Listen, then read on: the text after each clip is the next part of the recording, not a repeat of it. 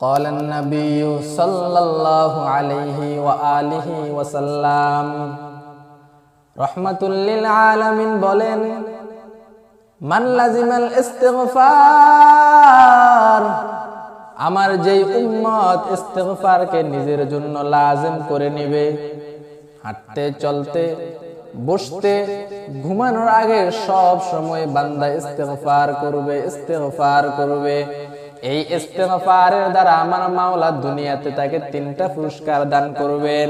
1 number পুরস্কার, রহমাতুল লিল আলামিন বলেন, জাআলাল্লাহু লাহু মিন কুল্লি যিকিন মাখরাজা, আমার ওই উম্মতের দুনিয়ার জীবনে যত ধরনের সংকীর্ণতা আছে, এই ইস্তিগফারের দ্বারা আমার আল্লাহ রাব্বুল আলামিন শত শত সংকীর্ণতা থেকে বের হওয়ার পদ্ধতি বান্দাকে আল্লাহ তাআলা দিয়া দিবেন। 1 নাম্বার, সমস্ত সংকীর্ণতা আল্লাহ দূর করে দিবেন। 2 নাম্বার, ইস্তিগফারের কি ফজিলত দুনিয়াতে আল্লাহ দান করবেন। রহমাতুল লিল আলামিন বলেন, আমার যেই উম্মত প্রতিনিয়ত সব সময় ইস্তিগফার করবে, ওয়া মিন কুল্লি হাম্মিন ফারাজা, আল্লাহ তাআলা ওই বান্দার দুনিয়ার সব পেরেশানিগুলো দূর করে দিবেন। 3 নাম্বার পুরস্কার, রহমাতুল লিল আলামিন বলেন, উম্মত ইস্তিগফারের দ্বারা 3 নাম্বার আল্লাহ কি পুরস্কার দান করবেন।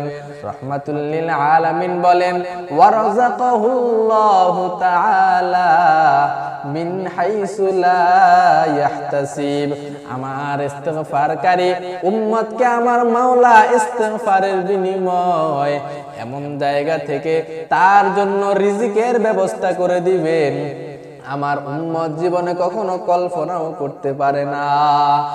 আজ আমরা রিজিকের জন্য বড় পাগল, আল্লাহর গোলামি বাদ দিয়া, আল্লাহর বন্দেগী বাদ দিয়া রিজিকের পিছনে ছুটতে আছি আমরা। কোথায় ফজরের আগে উঠিয়া আমরা রিজিকের অন্বেষণে চলে যাই, এদিকে আমার ফজরের নামাজটা কাজা হয়ে যায়, সেদিকে আমাদের কোনো ভ্রুক্ষেপ নাই। রহমাতুল লিল আলামিন বলেন, উম্মত ইস্তিগফারকে নিজের জন্য লাজিম করে নাও, আল্লাহ তাআলার খাঁটি বান্দা হিসেবে পরিণত হয়ে যাও, রিজিকের ব্যবস্থা আল্লাহ করে দিবেন। ওরে বান্দা, তুমি আশরাফুল মাখলুকাত হইয়া রিজিকের জন্য এত পেরেশান কেন? অথচ সাগরের দিকে তাকাও, সাগরের মধ্যে কত বড় বড় বড় বড় প্রাণীগুলো বসবাস করে।